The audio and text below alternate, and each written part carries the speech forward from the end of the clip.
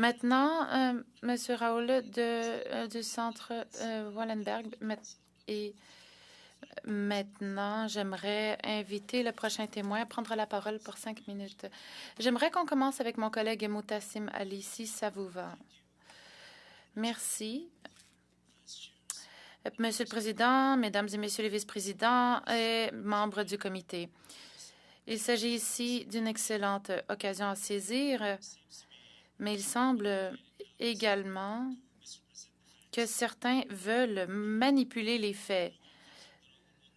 Je suis un conseiller juridique au Centre Raoul Wallenberg pour les droits de la personne, chercheur doctorant sur la paix et l'élaboration des constitutions dans les États sortant d'un conflit, et je m'exprime en tant que Soudanais originaire d'El Fasher.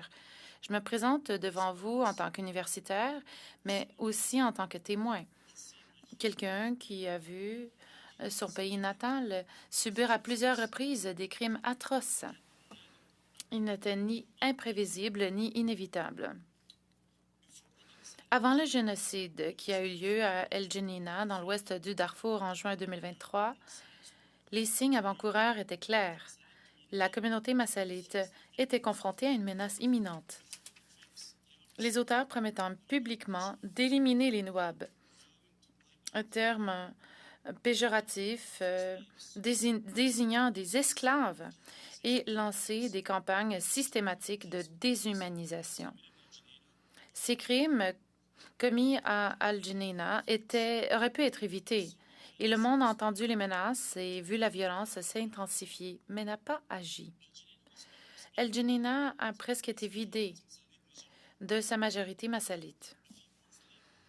Quelques mois plus tard, la même machine s'est tournée vers le Darfour Nord, en commençant par la communauté Zaghawa. En avril 2025, le camp de déplacés internes de Zamzam a été attaqué. Le mois dernier, après 18 mois de siège, la FSR et ses alliés ont pris El Fasher. Des médecins ont été tués par le FSR et les auteurs ont documenté leurs crimes, se vantant d'avoir commis un génocide. Une telle horreur n'est pas spontanée. Elle a été financée, équipée et protégée politiquement. Des acteurs extérieurs, notamment l'allié du Canada, les Émirats arabes unis, continuent de soutenir les auteurs de ces crimes. Les institutions internationales censées protéger les personnes vulnérables sont manipulées pour protéger les responsables. Ce que nous avons vu n'est pas la fin. El Fasher fait partie d'une campagne plus large. La prochaine communauté importante menacée est celle du Darfour. Nous sommes toujours au milieu de cette campagne et on peut encore l'empêcher. Donc, l'histoire vous place devant un choix. Le monde est au courant et a été averti. La question est de savoir si le monde et cette Assemblée agiront.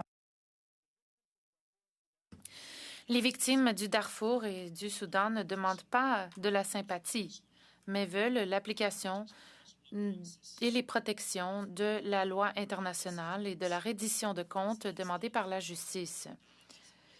Nous ne pouvons pas observer la destruction d'une autre collectivité. Et je vais maintenant céder le reste de mon temps à mon collègue.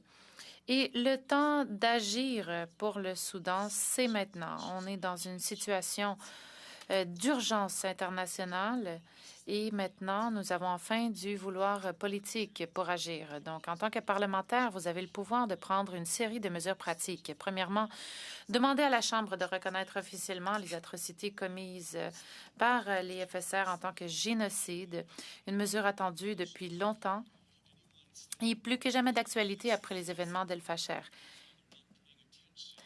Quiconque continue d'appeler ça une guerre civile ne prête pas attention ou dissimule délibérément la réalité sur le terrain.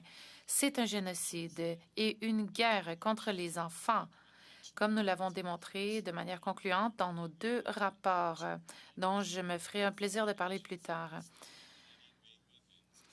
Deuxièmement, mettre fin à la complicité canadienne dans le génocide en empêchant les armes fabriquées au Canada d'atteindre les auteurs et leurs collaborateurs. Il s'agit tout simplement de faire appliquer les lois déjà en vigueur. Troisièmement, utiliser notre régime de sanctions pour cibler les principaux acteurs et les entités. Nous avons une liste de noms. Quatrièmement, faire pression pour mettre en place un mécanisme de protection civile, appliquer l'embargo sur les armes et saisir toute occasion pour dénoncer les Émirats arabes unis qui alimentent cette campagne génocidaire.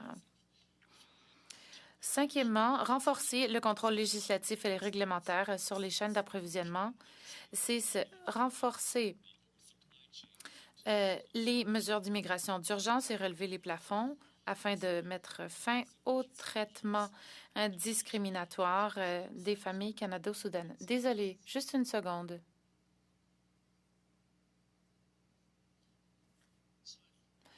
Désolée, allez-y.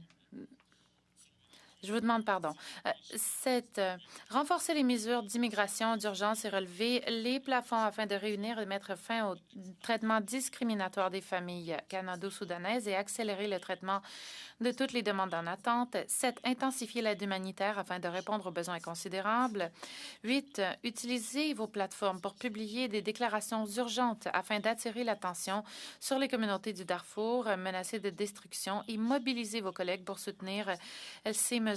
Et nous sommes fiers de lancer aujourd'hui une coalition historique multipartite pour le Soudan qui fait revivre la coalition Save Darfur, créée par notre fondateur. Je vous invite chacun et chacune à y adhérer et à faire adhérer vos collègues.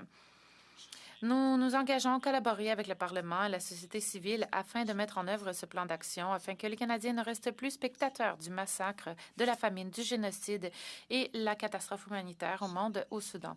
Merci beaucoup. Maintenant, pour de l'association